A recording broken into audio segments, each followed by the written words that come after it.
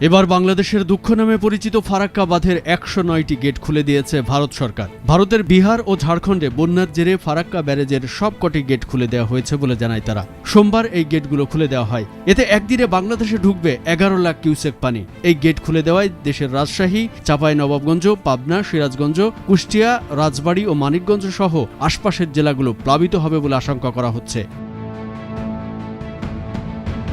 এর আগে কয়েকদিনের টানা বর্ষণ এবং ভারত থেকে নেমে আসা উজানের ঢলে দেশে হঠাৎ করে বন্যা পরিস্থিতি তীব্র আকার ধারণ করেছে বাংলাদেশের ফেনী, নোয়াখালী ও কুমিল্লা অঞ্চলে। সবচেয়ে ভয়াবহ অবস্থা দাঁড়িয়েছে ফেনীর ফুলগাজী, পরশুরাম ও ছাগলনাইয়া উপজেলায়। বন্যার পানিতে তলিয়ে গেছে বাড়িঘর, রাস্তাঘাট, ফসলি জমি। এখনও হাজারো মানুষ পানিবন্দী অবস্থায় রয়েছে এসব জায়গায়।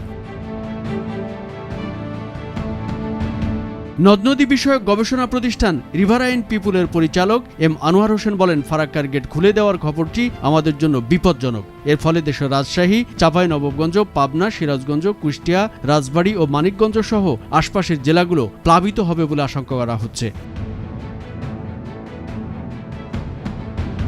সোমবার ব্যারেজ কর্তৃপক্ষ জানায়, প্রতিবেশী দুই রাজ্যে বন্যার জেরে পানির চাপ পড়েছে। তবে স্বস্তির বিষয়, এখনও নেপাল থেকে পাহাড়ি ঢল নামেনি। ফারাক্কা ব্যারেজ এলাকায় পানি বিপদসীমার ৭৭.৩৪ মিটার উপর দিয়ে বইতে থাকায় বাধ্য হয়ে গেট খুলতে হচ্ছে। সেক্ষেত্রে ফিডার ক্যানেলেও পানির পরিমাণ বাড়ানো হয়েছে।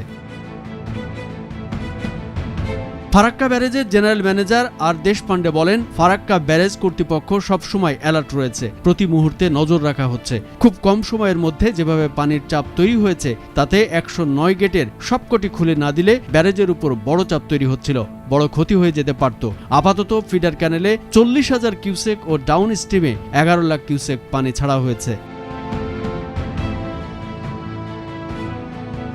১৯৭৪ সালে বাংলাদেশের সীমান্ত থেকে ১০ কিলোমিটার দূরে এই ফারাক্কা বাঁধ নির্মিত হয়। প্রাকৃতিক সম্পদ পানি ভাগাভাগি করতে দুই দেশের মধ্যে ১৯৬৬ সালের ১২ ডিসেম্বর ৩০ বছরের পানি চুক্তি হয়। চুক্তির পর থেকে বাংলাদেশ পানির ন্যায্য হিস্সা পায়নি।